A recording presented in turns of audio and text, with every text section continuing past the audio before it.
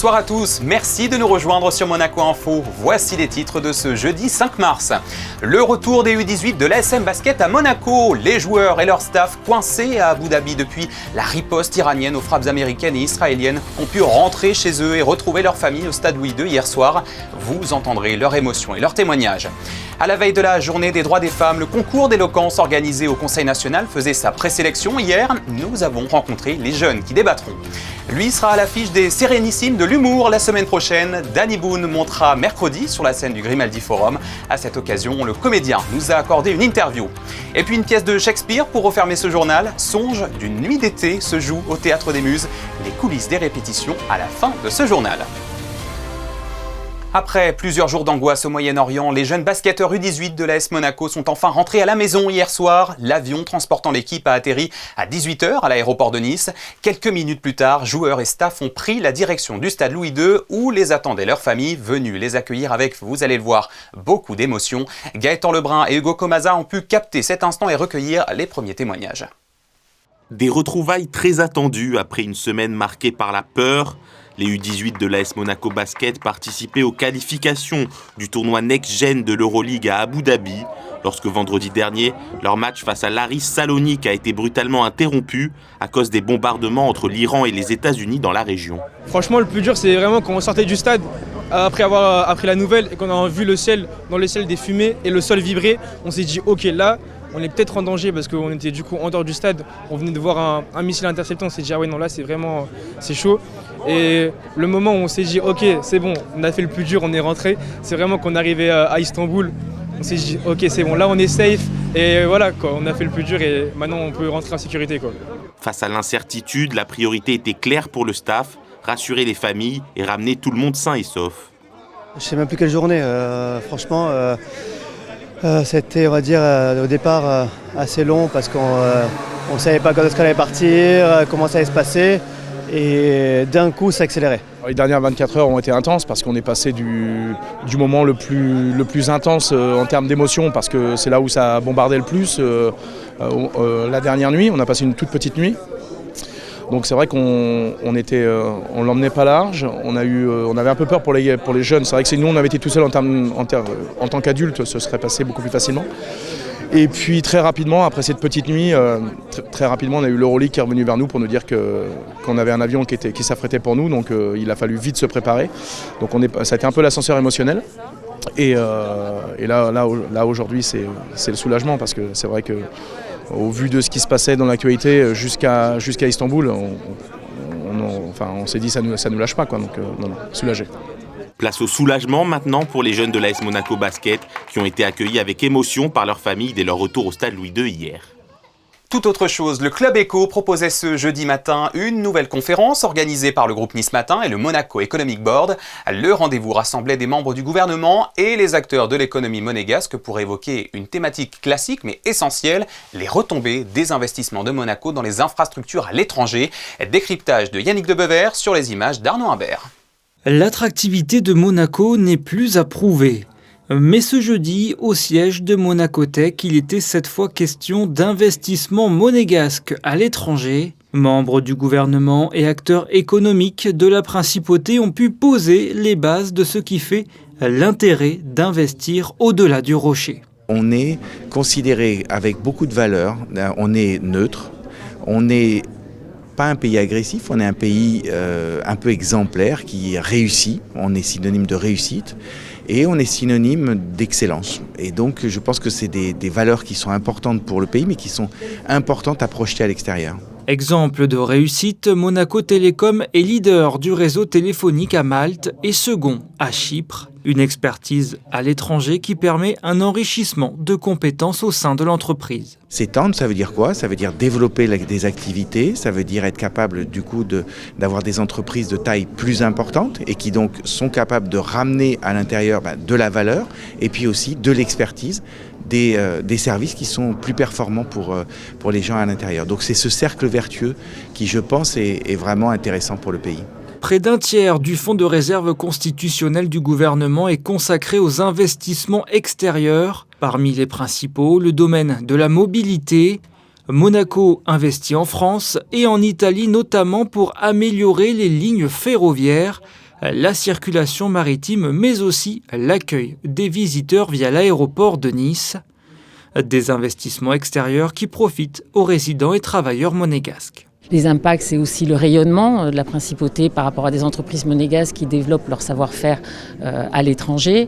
Et puis derrière, c'est aussi une diversification de l'économie. L'impact en lui-même n'est pas forcément quantifiable en euros, mais essentiellement en termes d'attractivité, de dynamisme et de croissance pour Monaco, mais également pour toute la région Côte d'Azur.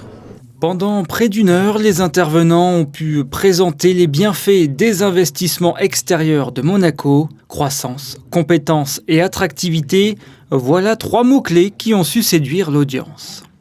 C'est jeudi et vendredi, le musée océanographique accueille la 13e édition des Rencontres internationales Monaco et la Méditerranée en présence du prince souverain. Enjeu au cœur de ses priorités, vous le savez. Et cette année, les débats s'articulent autour de la thématique Ulysse et ses multiples métamorphoses au fil des époques. Vanessa Dessy et Alexa Vial. Chercheurs, écrivains, artistes et penseurs y explorent Ulysse par tous les temps au cœur des rencontres internationales Monaco et la Méditerranée.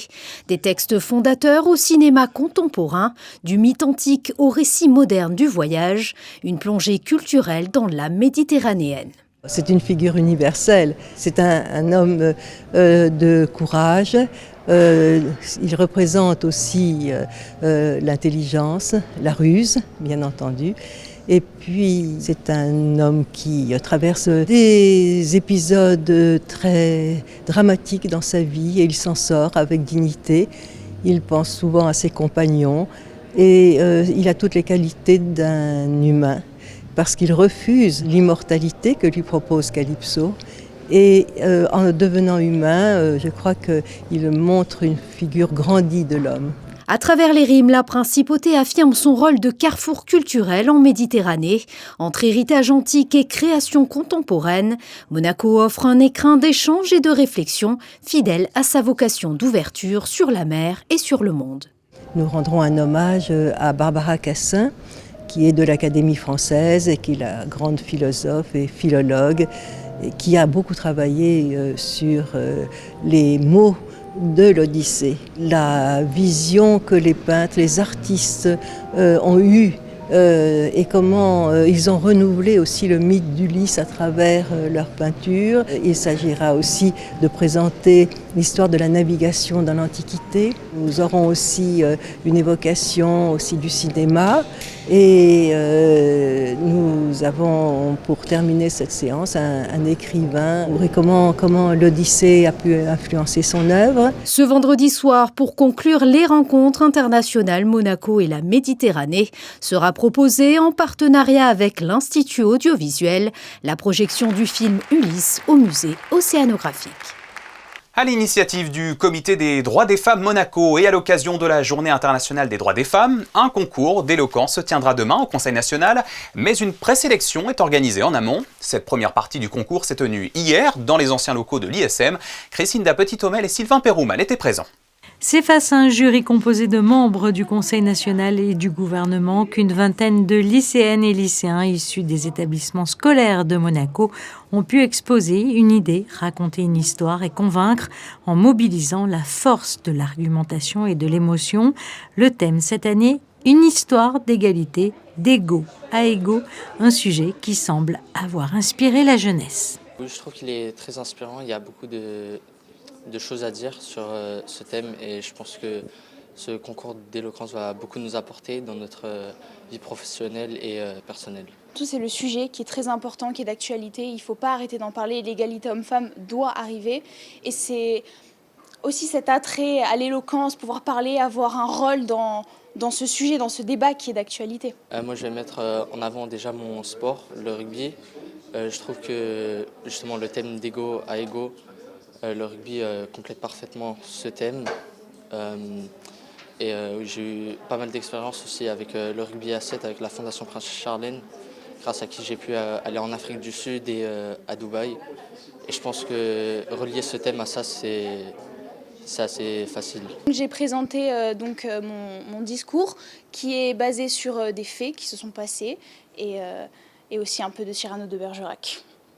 Vous pouvez nous citer une phrase de Cyrano de Bergerac? Je me suis inspirée d'une tirade qui est très connue, qui commence par « Oh non, c'est un peu court, jeune homme », où il dit « curieux, gracieux, amical », et je l'ai arrangé à ma sauce. 10 élèves au total seront retenus par le jury pour présenter le grand oral de ce concours qui se tiendra demain au Conseil national.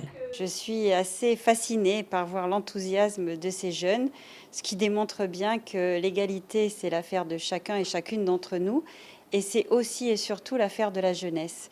Et je dois dire que les discours qui nous sont proposés aujourd'hui sont particulièrement inspirants et même rassurants pour l'avenir d'une société plus inclusive et plus juste. Prochain rendez-vous donc ce vendredi 6 mars à 18h pour le grand oral du concours d'éloquence qui se tiendra dans le grand hémicycle du Conseil national. Un événement que vous pourrez suivre en direct sur Monaco Info. Une distinction à présent. Ce matin, la Société des Bains de Mer remettait les certifications à ses 14 collaborateurs ayant suivi la formation qu'elle propose en partenariat avec la prestigieuse EHL, l'Hospitality Business School de Lausanne. Un gage de qualité supplémentaire pour les certifiés, mais également pour la SBM. Tous les détails dans ce reportage signé Alban Jean-Jambre et Julien Logier. Dima fait partie des 14 collaborateurs de la Société des Bains de Mer ayant participé à une formation sur l'intelligence émotionnelle.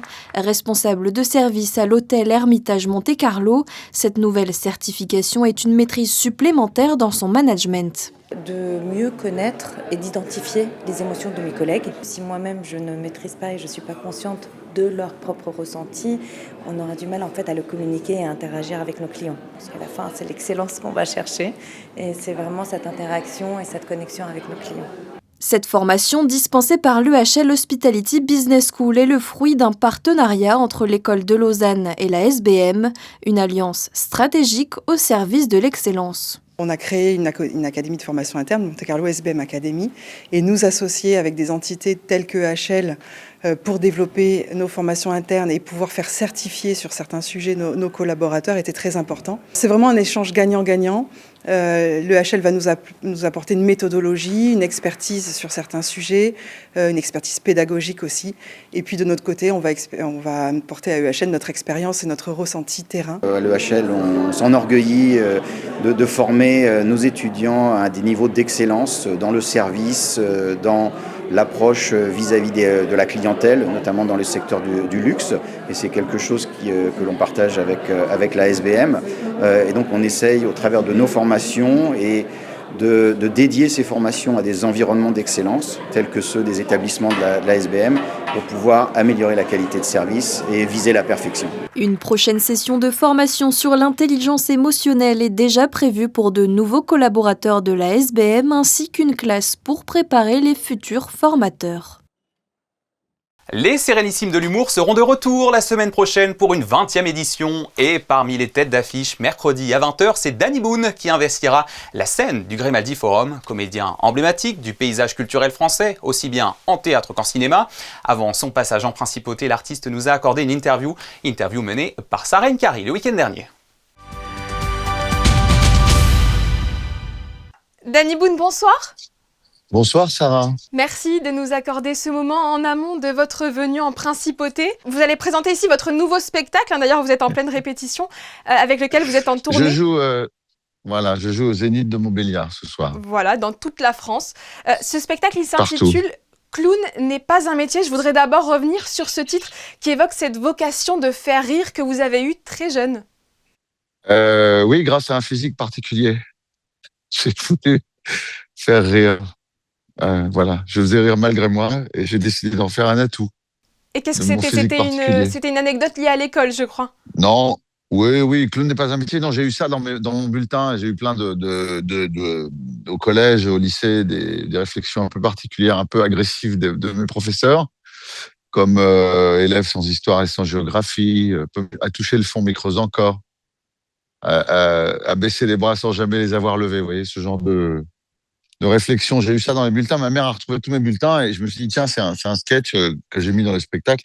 Et le titre, Clown n'est pas un métier, j'ai eu cette remarque d'un prof qui était assez agressive et en fait plutôt négative, et je l'ai pris de manière positive en fait, en me disant, bah oui, mon métier c'est de faire rire. Enfin, si c'est un métier, c'est pas un métier, c'est une passion et c'est ce que j'aime faire rire, et je voudrais en faire mon métier, voilà. dans ce spectacle, vous abordez différents thèmes, notamment celui des réseaux sociaux. Vous aussi, vous êtes addict ? On est dessus, là, déjà. Vous voyez ? Ça nous sert à on ça est sur aussi. Zoom. On les utilise, là. À bon escient, j'espère. À bon escient cette fois.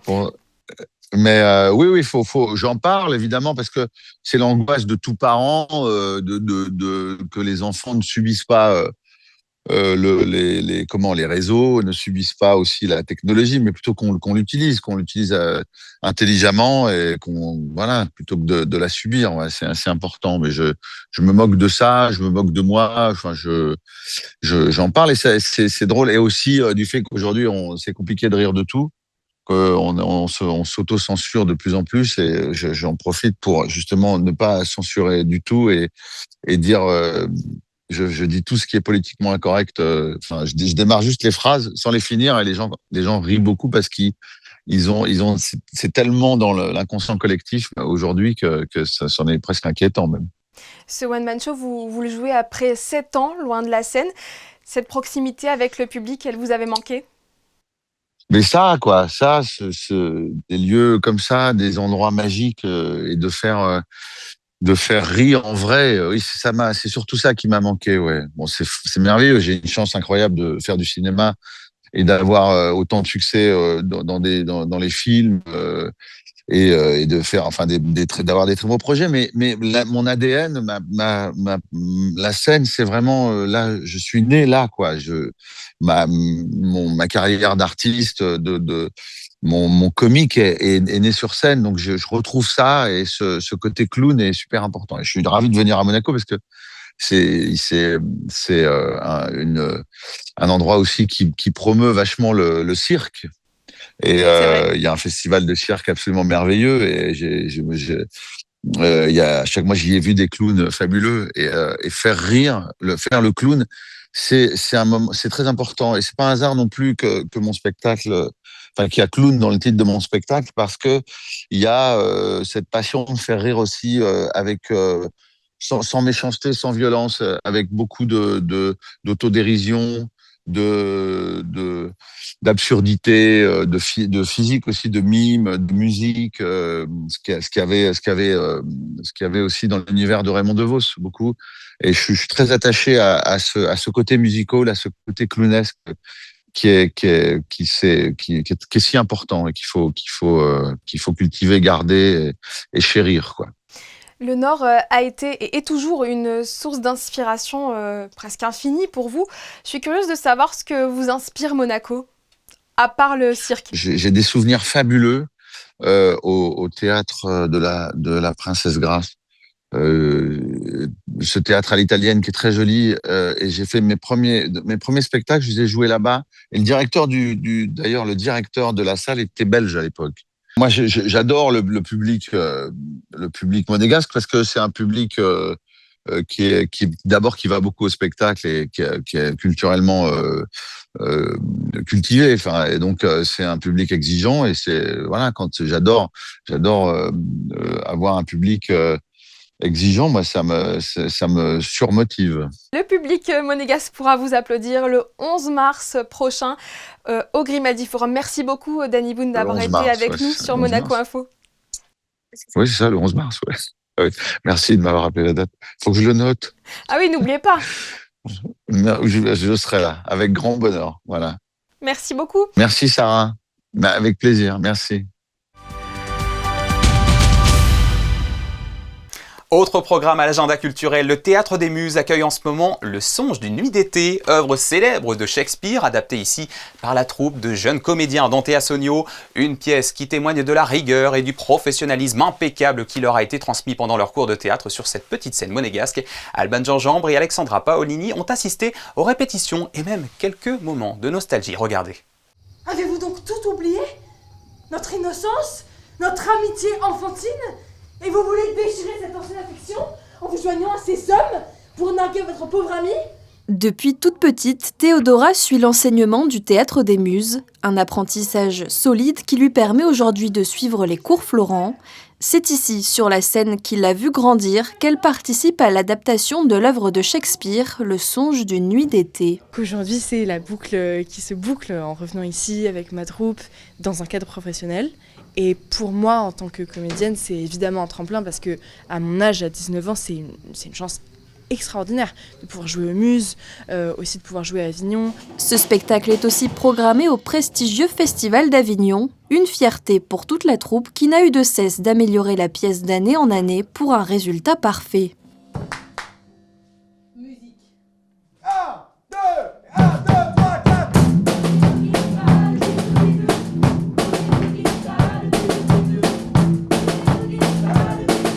Ce projet m'a créé en beaucoup de points, puisque c'était pendant mon adolescence, et c'est principalement grâce à Antea et Théodora, puisque quand on joue à Avignon, enfin déjà d'avoir joué à Avignon, ou même ici, mais surtout à Avignon, c'était un mois de travail où ça nous a appris la régularité dans l'effort. Au début, on faisait beaucoup de bêtises, donc ça nous a donné de grandes responsabilités. À un âge où moi j'avais juste 16 ans, j'avais jamais eu aucune expérience professionnelle, donc déjà c'est énorme. Puis dans la vie en général, tous les conseils de vie d'Antea qui me sont applicables tous les jours de mon existence. Donc en fait, ce théâtre, c'est pas juste du théâtre, c'est presque, ça m'a fondée en tant que personne. Peu importe ce que je vais devenir, ça restera toujours. Le théâtre, c'est de la philosophie en action. Et en fait, le théâtre, c'est comme la vie, mais en mieux et sans jamais aucun ennui. Quand on a eu cette chance de faire du théâtre, bien évidemment, le souci de la transmission est un besoin, parce qu'on se dit, moi j'ai reçu un tellement grand cadeau que je ne peux pas le garder, rien que pour moi. Voleuse d'amour, c'est donc vous qui cette nuit avez volé le cœur de mon amant? Ah, magnifique, ma foi! Vous voulez arracher des réponses de colère à mes douces lèvres? Mais arrière comédienne! Arrière courtisane! Courtisane! Le songe d'une nuit d'été, la première, c'est ce soir. Au total, 7 représentations sont programmées pour cette pièce née ici, au Théâtre des Muses. En football, Monaco se déplace ce vendredi soir sur la pelouse du Paris Saint-Germain en ouverture de la 25e journée de Ligue 1. Les hommes du Rocher, 7e au classement, sont en forme puisqu'ils restent sur 4 victoires et 2 matchs nuls dans ce championnat. Écoutez le coach Sébastien Pocognoli ainsi que le défenseur Woutfès avant cette 4e confrontation de l'année entre Monégasque et Parisiens. C'est pas le même cas de figure d'un match aller-retour de Champions League, mais le contexte reste le même. C'est un match à l'extérieur au PSG. Contre une équipe dont on connaît les qualités. Je pense que ça fait 3 conférences de presse durant laquelle je dis qu'on connaît leurs qualités, qu'on va faire face à une des meilleures équipes d'Europe et certainement de France. Donc il faudra être très bon.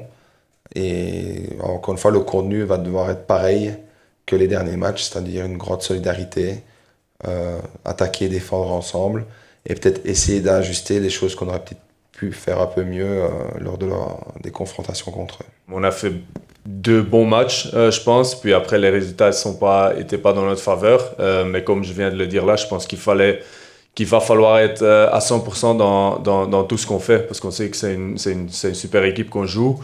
On les a mis en difficulté, mais là on va quand même essayer de goûter à la victoire et de prendre les points là-bas. On sait, comme j'ai dit, qu'on va devoir être très bon dans les 2 surfaces parce que le moindre détail va faire en sorte qu'il va faire basculer le match. Ils ont l'occasion de continuer peut-être à agrandir leur avance au classement, puis ils savent l'opposition qu'on a pu leur donner dans les 3 matchs contre lesquels on a joué contre eux. Et tout simplement, c'est le PSG, donc ils doivent faire le maximum pour gagner tous les matchs. Donc, je ne pense pas qu'il y aura une pensée par rapport au match de Chelsea. On verra la composition, mais c'est un match très important pour eux et tous les matchs seront très importants pour eux. Donc, je m'attends à ce qu'ils prennent ce match très au sérieux. En tout cas, on sera prêt pour ça. Voilà pour ces dernières impressions. Coup d'envoi demain à 20h45 au Parc des Princes. L'actualité de ce jeudi, c'est aussi cette annonce inattendue. Le syndicat des journalistes professionnels de Monaco et le Monaco Press Club ont fait part de leur inquiétude hier dans leurs communiqués respectifs quant à la disparition du magazine L'Observateur de Monaco.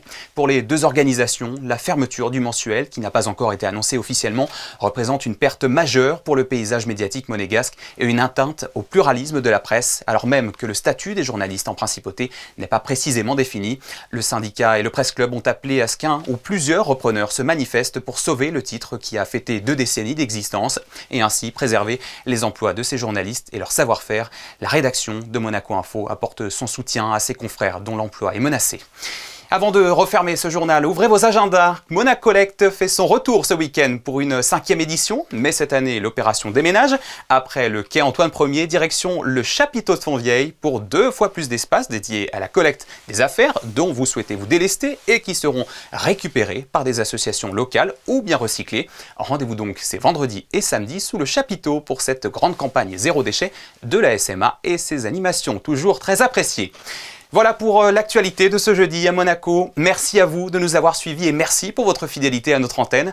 Dans un court instant, Frédéric Elion pour les prévisions météo de demain. Ensuite, rencontre avec Marco Simone de Monaco United FC, qui n'était pas hier soir, comme annoncé, mais bien aujourd'hui.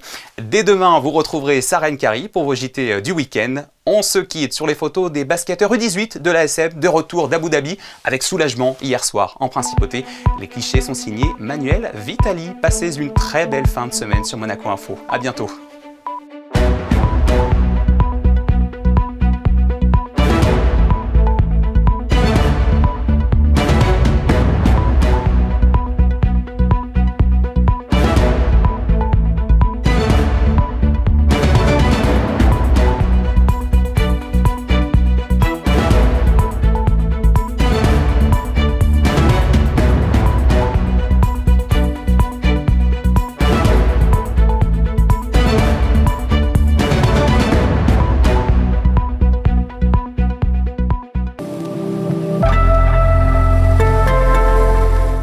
Bonsoir à toutes et à tous. Vendredi, le ciel sera très nuageux et le vent soufflera assez fort avec des rafales pouvant atteindre les 45 km/h, ce qui nous donnera quand même quelques éclaircies.